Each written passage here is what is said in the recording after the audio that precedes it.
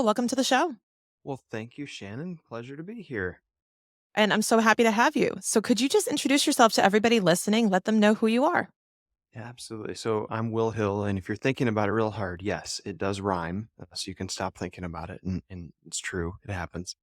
But I've been working mostly with tax and accounting firms, but working through change management, implementation work, business process consulting type stuff for over 20 years, and I just enjoy helping people identify what it is we need to do different, make it work through. And I like to say I live at the intersection of people and process, Shannon. We can draw lots of processes up that are new and different and better on a whiteboard. Looks great. Sprinkle a few people in, and that's when the fun begins.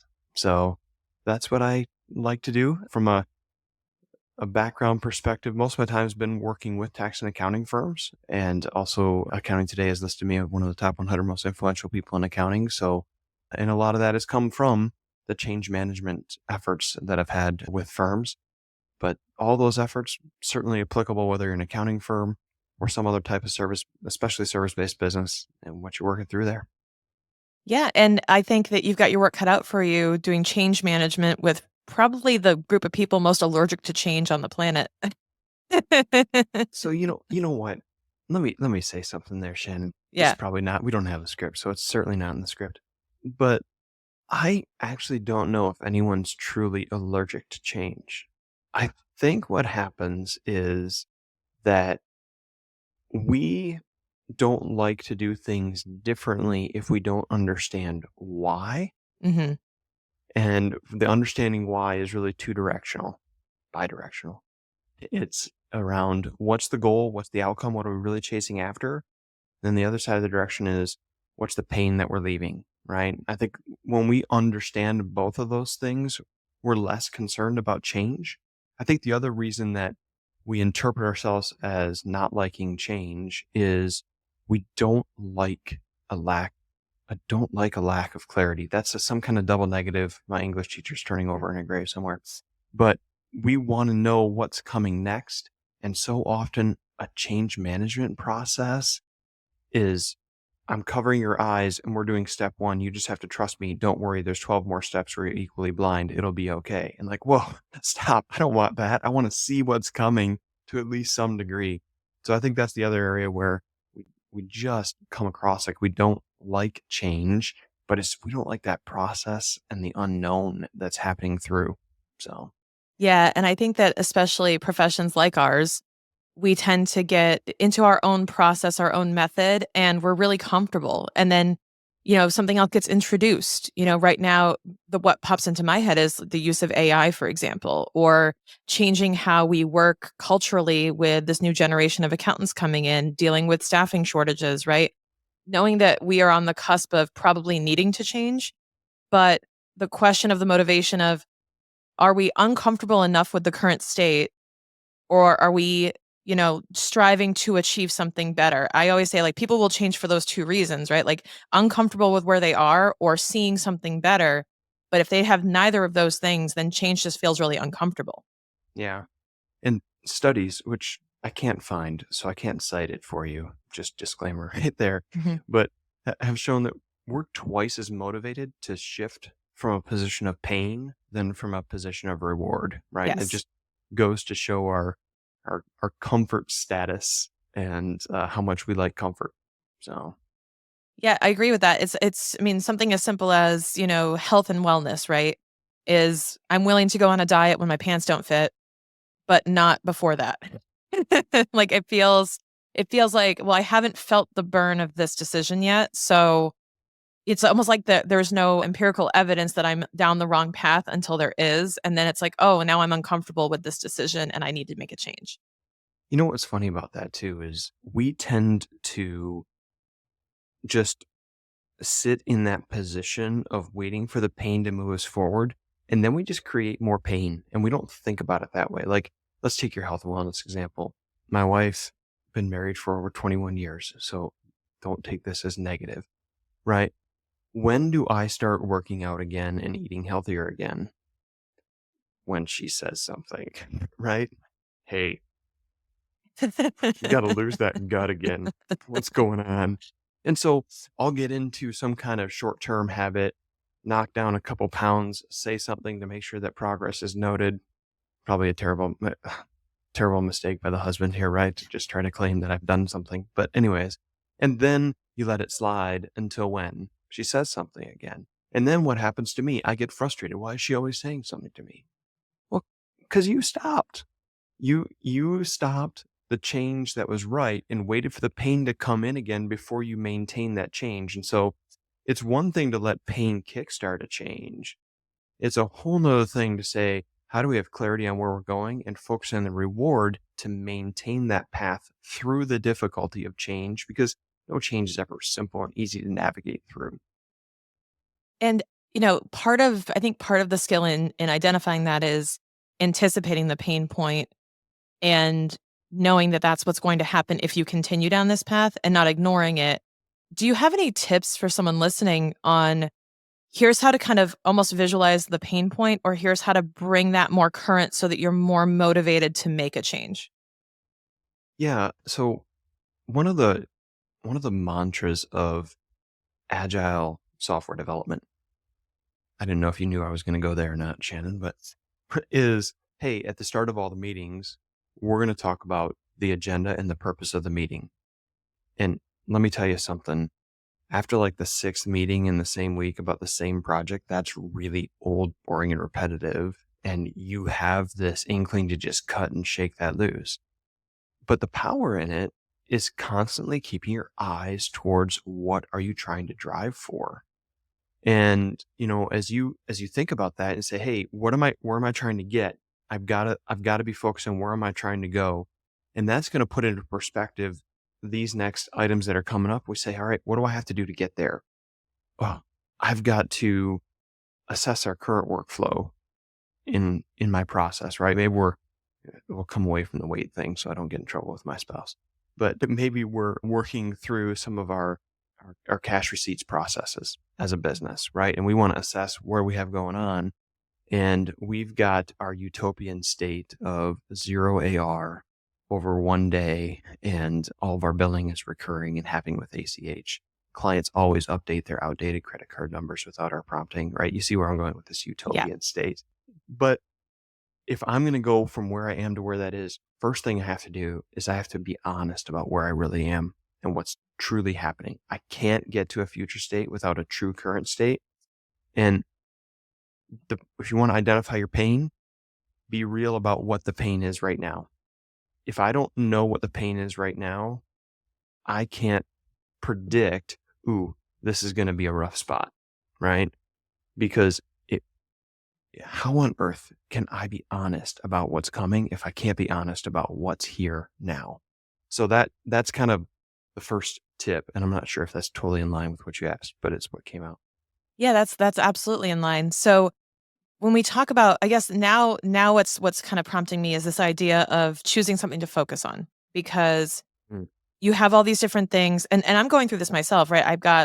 I feel like I have 10 different fires to put out, right? And that's the pain points, because it's you feel the pain, you identify the problem, and you move towards a solution is how I think of it. So I'm going, okay, I have all these pain points in front of me, and it's identifying, like, tackling one first and bringing it to solution. It's, do I move all of these forward inches by inches? What are the mm, ways that we can sort of derive the best results by either focusing our attention or going through an exercise to identify what needs our full attention?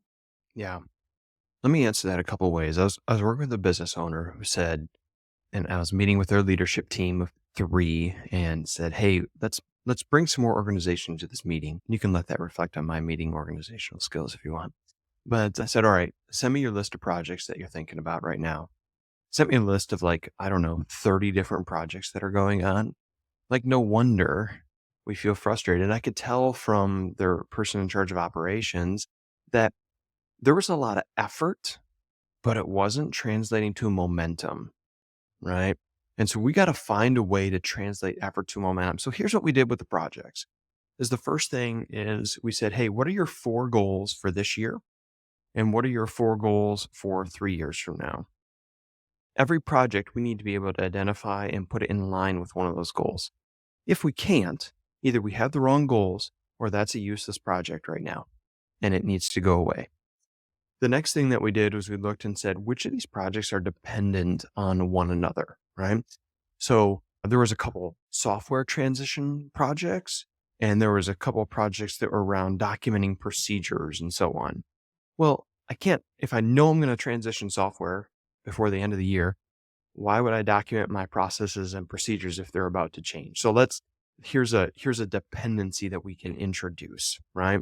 We're going to put some due dates on those items as well, and then try to break those projects into 4 or 5, no more stages, and put due dates on those stages, right? If we try to list out every little thing that needs to happen, we just get overrun and it's a tedious waste of time, in my opinion. So let's put due dates on those items. And then we're going to say, all right, here we have our 20 projects. Maybe we're down to 15 at this point that really matter. Here are the due dates. Here are the ones that need to happen in the next 6 months. Here are the steps that need to happen. Now I'm going to go sequentially. And because I understand the dependencies, my effort's going to create momentum. And I'm going to actually see the progress where it is. So we've got to get visual in some way, I think, with that. So they use Slack in their business internally. So we're just using the Canvas feature within Slack so they can keep it to just the leadership team. You could do it with Trello cards, whatever you wanted to do. It doesn't really matter. They just keep it visual so they're making their choices. And when they sit down and go, I got to work on my business, what should I do? I shouldn't have to spend time thinking. We've already done the thinking. It's time to go execute. And we already know that this effort is going to build towards the momentum, right? You mentioned something else in there, Shannon, about, hey, do we just create incremental progress? Do we knock one thing out at a time? My answer to that is really different depending on your scenario, right? If you're a firm or a business that says, hey, we've got a lot of low morale, then I want to go complete something fast. I want to create inertia and I want to create the positive. It may not be the thing that has the biggest impact to the bottom line, but I want to have success. If you've got other goals around, hey, my team seems to be disconnected from what we're doing, maybe the first one that we tackle is the one that involves the most amount of people on the team and starts to bring them together. So that's why understanding what some of our goals are and knowing where the pain comes, we've got to try to put the puzzle pieces together, and not everything spins left to right. We've got to really look at what the right order is based on a combination of factors. I wish it Yeah, was a simple formula. yeah, me too. And it's interesting because there's a lot of different kind of approaches or personalities or however you want to look at it, where I see all the need for change, right? So first of it, there's an awareness of I see a need to make a change somewhere, but then there's also the overwhelm of there's so much I need to do. Where do I start? But also I want to do all these things. And like for me, it's a little bit of maybe it's like the shiny object syndrome or the idea of I want to do this and I want to do this and I want to do this. And it's nothing gets done because you're sitting in the either the space of the idea or you're just overwhelmed by everything that's going to have to go into doing those things. So could you just talk about how maybe you've dealt with this before with clients and how it's been managed? Yeah. So shiny object syndrome. I had a call from a business owner and said, hey, all my friends are starting to use this particular new technology. What it is doesn't matter. And I said, oh, okay. Are you looking at using that? He said, well, maybe I should be because my peers are all using this. I said, okay, well, tell me, do you have a problem with A, B, or C? These are the 3 things that this particular software solves for. He goes, no, I don't have those problems. And I said, then you don't need this tool. I think it's a fantastic tool, but not if it's a problem, not if it's solving a problem that you don't have, right? Why are you introducing something new? You have enough other things moving, right? And a couple things come from there. One, we always have to center ourselves, go back to the agenda comment. What's the problem we're truly trying to solve? Not what are we trying to do that's new and cool? What are we trying to solve? As we solve problems, we're going to find things that are new and cool to put in place to solve the problem, but it's got to start from a problem solving perspective. Now, sometimes the problem solving is we're not growing revenue fast enough, right? It's not always there's a foundational the house is burning down kind of problem to solve. But we've got to anchor it in the problem that we're solving first. And second is accountability. When you're a small business, you've got to find someone to bounce these ideas off of. So Shannon, if you're like, oh, I've got 12 different things I'm trying to get done, who are you talking to? Who are you talking to say, ooh, I've got 12 ideas. Am I crazy for trying to do all 12 of these? And let them tell you, yes, you're absolutely insane for trying to do all 12 of these. Let's talk. Let's pick a couple. And I think that we get hung up a lot on trying to finish everything, and in turn we finish nothing. I like to tell people there's a difference between your to-do list and your task list, right? And if your task list is ever complete, then there's one more thing to do, sell your business. If that's complete, there's one more thing to do, it's find a beach, okay? That's how I approach the task list. Don't worry if there's stuff on the task list. The list will never get done. What needs to get accomplished is how do we shuffle things from the task list to the to-do list? And in the way I define these terms is once my task item has a date and time on it, it's a to-do item because I've decided when it is going to occur. And if something comes up and it doesn't get done, I have to decide, does that mean that I need to put extra hours in, stretch it another month? Or does that show that it's truly not a priority? I need to take the date and time off, put it back on my task list and reprioritize, right? I think it's somewhere where the accountability comes in to say, every 3 months, have you reprioritized what's sitting out there, or at least not reprioritized, reevaluated your current prioritization, right? It doesn't always have to change, but the reason I think it's valuable is, Shannon, if it's right now, we're in August, early August right now as we record. If your audience think this is live, I just ruined it for you. Sorry, Shannon. We're in early August here.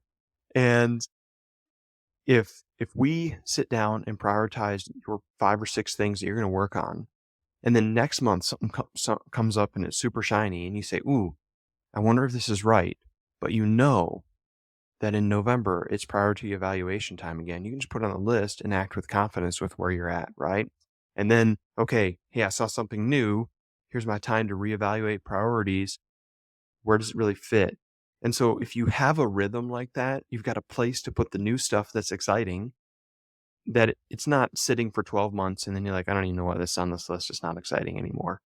But yet you can still move forward with confidence with where you are. Yeah, I totally agree. And one way we've implemented this in my company is luckily I have some amazing operational minds working with me who love Asana as a project management tool. Mhm. And what they've done is they've given me a space in there just for ideas, like Shannon's brain dump folder. Like, just go ahead, add tasks to the list, they're all in this kind of brain dump column. And what we do is we meet monthly, for example, and we'll go through and grab the ideas that we want to do based on where we're at, our priorities, and say, okay, this is the month we're going to go do the thing that we talked about. And we put it in, we actually plan it, we assign subtasks, we assign, right, all of the steps involved. So now it's kind of like what you're describing, the task to the to do by adding commitment of time and energy and resources into executing it. Yep. And there's nothing wrong with having a bunch of ideas. And that's coming from the guy who, after his desk was moved once at a previous corporate job, found out from his boss later that she intentionally moved Will's desk from right outside her office to the far corner because she was tired of hearing all his ideas. Uh, right? So there's nothing wrong with having a bunch of ideas. It's a matter of how do we pick the right ones because we're solving for the right things and we put some real inertia through it. I think the other thing that comes in with that, Shannon, and it sounds like you have this in place, is that I want a change process to be there, right? I may only change 2 or 3 things in a given year, or I may add a couple other things that we're doing.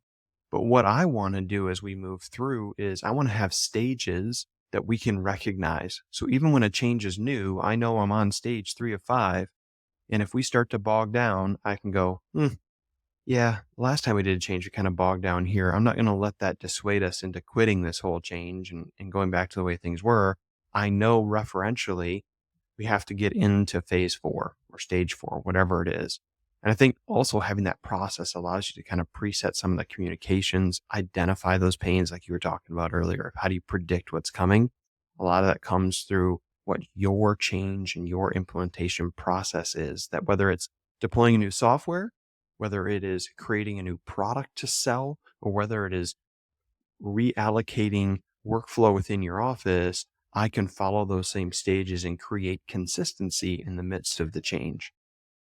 And part of why we implemented that the way that we did too was to let everyone provide input on the necessary changes. Because I think one thing that can happen is, let's say it's a business owner who has a team, whether it be contractors, employees, just anyone who's assisting them with implementing, that people might perceive different priorities or perceive different pain points based on their unique experience, right? So somebody who's dealing with customer service might say, this is the biggest problem we have right now, versus somebody who's looking at the numbers would say, well, no, this is the biggest problem we have right now. So let's talk about managing the perception of different priorities in your team and how to kind of navigate that to identify how you're going to actually execute. Yeah. So I think this comes back to what I talked about in terms of goals overall.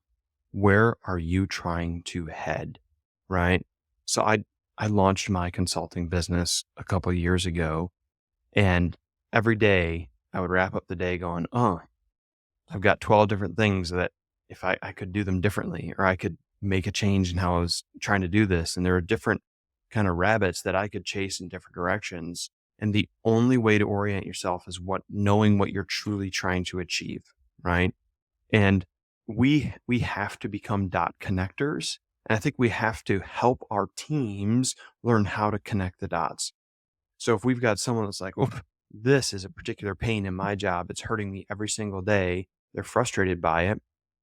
If it doesn't hurt you as the owner, you have one of two choices. One, go, such a crybaby. I wish they would just suck it up, deal with it and move forward. Or two, lean in and try to understand what's going on, because there may be other pain that comes from that pain that we don't realize is connected, right? So we've got to be willing to ask some questions, find out more about what's happening in the process, and allow that to help drive whether it's prioritized or deprioritized. I think the other element that's crucial there is we've got to close the communication gap on those things that we're not chasing right now. Shannon, I understand this is difficult for you and it's frustrating and it's causing you to take an extra hour a week. I get it. Here are the core changes we're working on right now. We believe that this is the most that we can handle undertaking as a business in terms of transition and change at one given point in time. Your pain point is on our list. Here it is.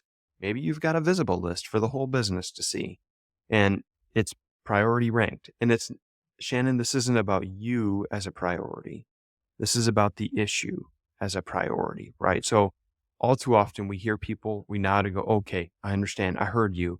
And we focus so much on making them feel good that they were heard that we don't go back and close the loop on what it actually means and then try to separate, especially when we don't attack it. How do we separate personal value of the individual from the problem and the pain that they're experiencing?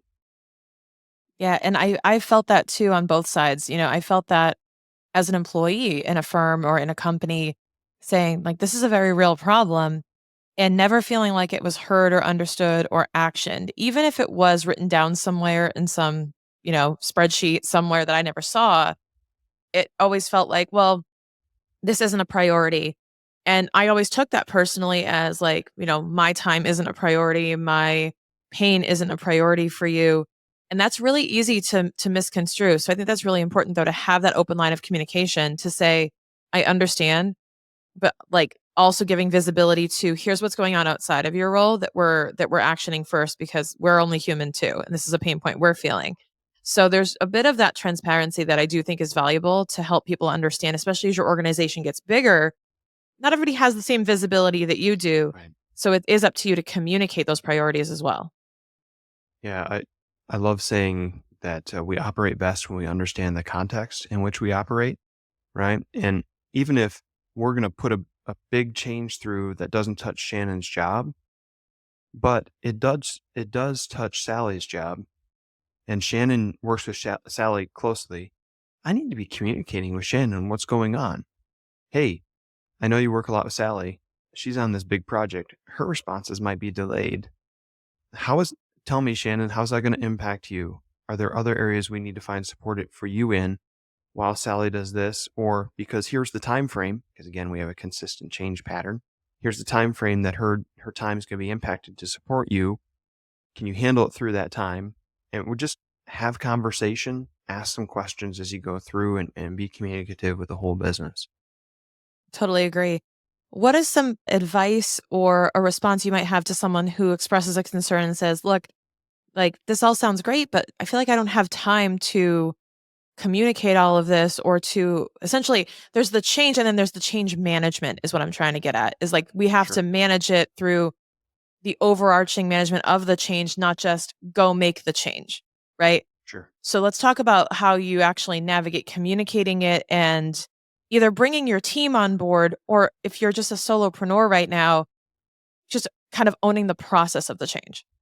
Yeah. So I'll say this, we have to look at time from a different perspective, right? I may not have time today to do this, but this is going to take me more time in the next month to 3 months if I don't take the time today to do this. Right. So we gotta make sure that we're looking at it from a long run perspective and not just from a short term right now only perspective. So that's the first thing. The second thing is this comes back to the consistent process. If we establish your implementation or your change process, you will build into there the management elements of communication, feedback loops, all those things that have to go on and should go on. We're not trying to do that in addition to the change. But when we establish our change process, it is part of the change. And as an aggregate, it takes less time to do it that way. So, Yeah, I agree. It's about investing the time now for the payoff later. And I do think it goes back to our initial conversation over the delayed response to a pain point, right? To wait until it's a pain point to do something about it. You don't want to wait until something's urgent to take action on it. And the same goes with this, right? yeah, that's absolutely right. It's you become hurried. That's when communication gets missed. That's when the details that matter get overlooked because we bypass our process, which is designed to catch those things, right? And so I would, because of that, I would say, hey, depending on the size of your business, you may only want to take on one transition at a time. You say, but Will, I've got five, and that means I'm going to be transitioning something for the next year and a half. Okay, that's fine. If we've sequenced that accordingly, we've looked at what's the order that makes sense for you, then it's not about feeling like we're never changing. It's about feeling like we're making the right choices at the right time. I- If you want to run a business and you don't want to have times of change, I think your business is maybe a lemonade stand. I'm not sure, right? Like Yeah. it's gonna have to happen. Yeah. It's just part of the deal. I feel like being adaptable, flexible, nimble, whatever you want to call it, and being able to manage stuff like this is like a core skill set of being a business owner because you're in a constant state of things being thrown at you and having to make changes. So, this is essential for people to learn. Do you have any specific tools, templates, anything else that will help people kind of get out of their own head with all these ideas and use something to actually you know, start executing on these plans, creating priorities. If people are committed right now from what you're saying to say, yeah, I really need to get this organized and I need to get this communicated. Do you have any specific recommendations on the how behind it? Sure. So some of that depends on your personality and your aptitudes, right? Mhm. So if you're someone who can quickly pick up tools without burying a bunch of time, then Asana, Monday, stuff like that, that are even Todoist, just quick project tools that are visual, right? To me, being visual is really critical. If you're like, oh, I don't want to have to learn something else, fine, get fancy, use Excel. I don't care, right? But and maybe you use Excel and you find someone in your team who's strong in some other areas and can translate that well into an easy to use tool, right? Like a Monday or Asana, something like that. And just being able to say, hey, what is it? And how do we take the big changes, get visual to see the sequence that matters, and then put them into chunks? We got to chunkify. That's not a real word, Jen, in case you're curious. But We got to chunkify the changes so that it's not overwhelming and that we can legitimately put true dates and times and budgets on things. Say, okay, we know we want to do this. It's going to take me 6 hours this week. I'm going to have to spend 10 hours the next week, and my coworker's going to have to spend another 10 hours the week after that. Okay. If I've mapped it out and I know what's coming, we can handle the fallout. We can handle rebalancing of other work. But if we don't plan, we don't know what's coming. And that's when we feel frustrated. That's when the weight of everything and people feel like, oh, this is too much. It's not too much. It's that we don't have clarity. I remember so I used to run an apartment with 80 plus people sitting inside of it. And one of the gentlemen came to me and said, well, I don't know if I can handle this anymore. Can we like look at maybe we used to only make them travel 2 Sundays a month. And he said, maybe just no Sunday travel might help me. I said, well, in my head, I thought, I know that we schedule out all of their work for them. Let's do this. I said, all right, let's look at your calendar. We sat down. This is not sexy at all. We sat down and stared at his calendar, right? I said, okay, who's the first client you're working on? This person. Okay. Here we went through everything. Okay, good. What's the next one? Went through all of it. All of his project work had a date and a time for it on the calendar. It says, and as we concluded each one, is there anything about that project that you feel isn't accounted for in your calendar? Nope, that should be good. Okay. We went through each one and he sat and he goes, wow, this is really valuable. Like we read Outlook, right? But here's what was really valuable to him is that it was the overwhelming feeling of everything is sitting there, knowing the names of projects, but not thinking about the fact that there's a time and place for it. And that's where the overwhelming feeling can go away is, yeah, there's a lot to do, but I'm supposed to be working from 9 to 5 anyways. And here it all is in the 9 to 5 space. I can relax. I have a known schedule. Is it full? Yeah, but it's going to be full anyways. Now I know what it's full of. I can relax a little bit and just execute. Yeah, and it doesn't have to be full of client work. It could just be putting the things on the calendar that matter, right? Hmm. Prioritizing and saying, these are the boundaries I'm going to work in and knowing that they have a place. I do agree with that because I think when I feel overwhelmed, because there's maybe I get really excited and there's a lot of projects I'm working on for different clients and I want to do all of it right now. And I'm so excited to just go get it done. And I go, okay. And I've done this so many times where I will then stay up till midnight working on stuff because I want to, because I'm so excited about getting it done that I go, okay, that's making a decision for tomorrow, Shannon, because she's not going to get enough sleep. She's not going to be able to go to the gym or she's not going to be able to like perform. It's just, you know, what is the difference between just calling it and saying, hey, these 2 hours tomorrow are going to be dedicated to that project? Like the client is not going to care if I do it tonight or tomorrow. They're really not. And I think we put a lot of pressure on ourselves to get things done faster because we have higher expectations of ourselves sometimes. And it really comes down to just managing that time, managing it better, setting the priorities. And in turn, I feel like that alleviates a lot of this overwhelm and a lot of this pain that we're feeling. It's almost misdirected problems where we think we need a change. Sometimes the change we need is not the change we would prescribe ourselves. So it's like, I need to hire someone. It's like, but do you? Or do you need to manage your time better? Right? Right. They may be putting a different solution to the problem. Yeah. And you hinted at a couple things around the mental approach that are so, so critical.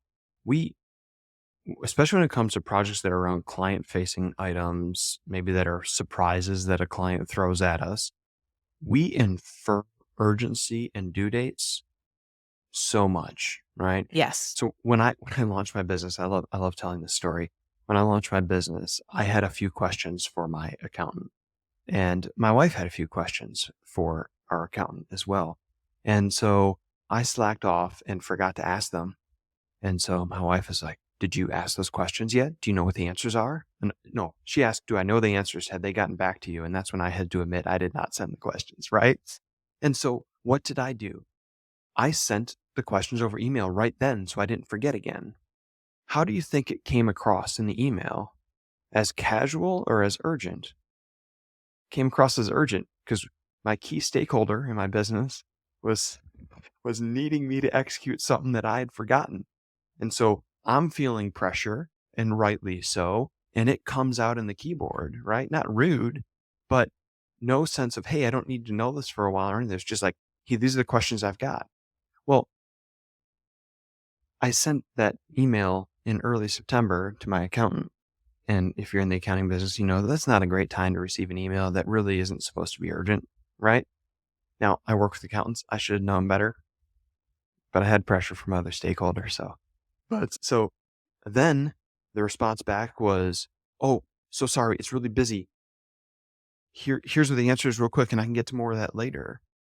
And and here's where he messed up, if I can be kind, right? Is if he didn't know the true urgency, like he probably could have read the email and gone, that really doesn't matter until December. And he could have just said, hey, mm, that'll be relevant for the end of the year. I'm going to get an answer to you in November. Or could have wrote back and said, hey, tied up with things right now through 10/15. I'll address this in November or the end of October. Is there a reason why you need an answer sooner? Question mark. Right. Instead, he inferred the urgency that I communicated because I was feeling weird pressure because I had messed something up. Had nothing to do with when I needed the answer, had nothing to do with them. And we do that all the time in business. We infer urgency that doesn't need to be there. We just got to ask a couple questions and then go, okay, here's when I can do this because I'm putting everything with a date and a time to it. So, Yeah, I totally agree. We infer the urgency, but don't ask the questions around the context, right? And this goes with team too. So another a tidbit with me is now you work with accountants, so you kind of understand our little ticks. We have this thing where if you worked in Big Four, any accountants listening to me, I can relate to this, and you worked at Big Four, and the person above you, whether it's like a senior manager or partner, said, "Can you get this done by Friday?" That wasn't a question, right? It yep, was never a question. Sometimes it was, but we still said that was like we interpreted no question mark to that. That was get that ish done by Friday or else. That's what we heard, right? And do what you got to do to get that done, which is why we work so damn hard and we work 80-hour weeks. It's like get this done by right. Friday. Okay. Right? Because there's client pressure and then their pressure. It was just a constant downflow of downstream of pressure. And now running my own practice, I accidentally use language that I literally mean a question. So I'll talk to one of the bookkeepers or I'll talk to one of my team members and say, when do you think is a reasonable time to get this done? Would Friday work? And they're still hearing the partner and they're still hearing, get this done by Friday or else. And I'm like, no, it's a legitimate question. I just want to set expectations with my client so I can say, we will get this done by next week. Or we will try to get this, we will get a response to you by next Friday. I like the idea of setting the expectation so that it's not lingering. There's no, like, they understand where I'm at with the urgency of the matter. And I say, you know what? Unless there's a compelling reason that you need this done right now, we can get this done for you by the end of the month. Right. So we have those conversations constantly, but you also have to manage how you're asking it or how you're setting the priority because Hmm. sometimes I'll use that language and say, "Hey, can you get this done by Friday?" And the way I'm asking it is, "Can you?" And the answer is just simply, "Yes, I can," or "No, I can't." And there's no wrong answer, just the truth. And a lot of people don't understand that. They're hearing the pressure of it, and I'm trying to be better about clarifying, like, this is not I go, "Not a Big 4." I said, "Take off Big 4 partner voice. Can you get this done?" And you have to be aware of how people are interpreting that.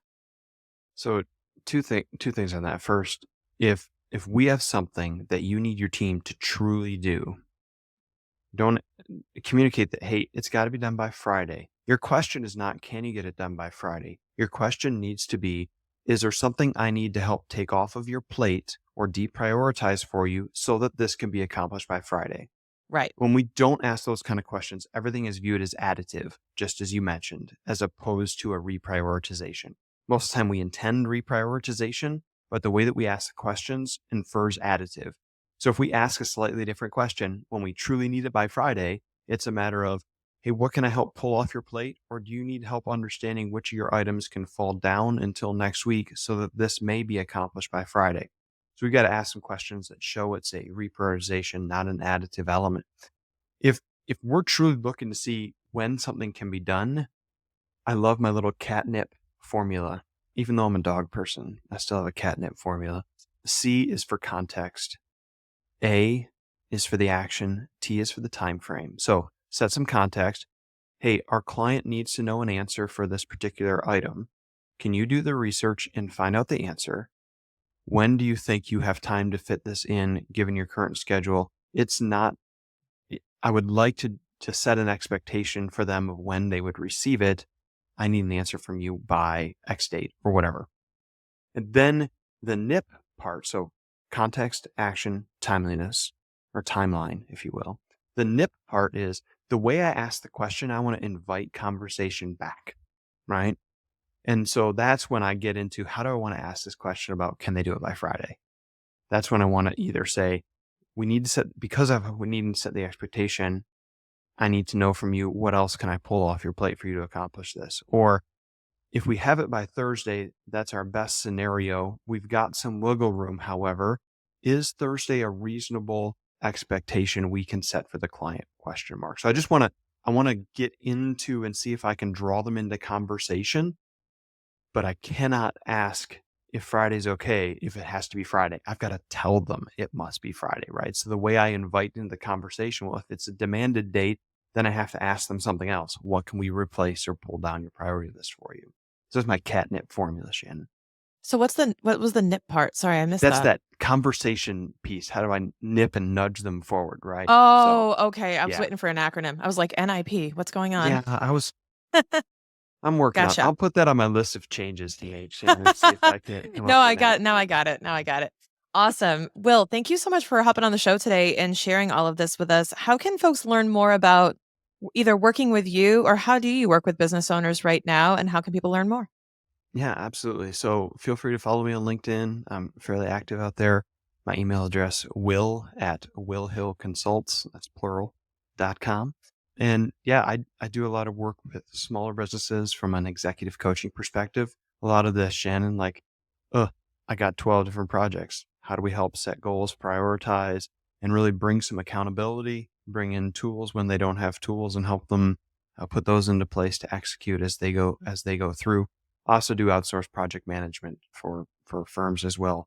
I'm looking to make some change, say, I need something from the outside because I don't have time, but this has to get done.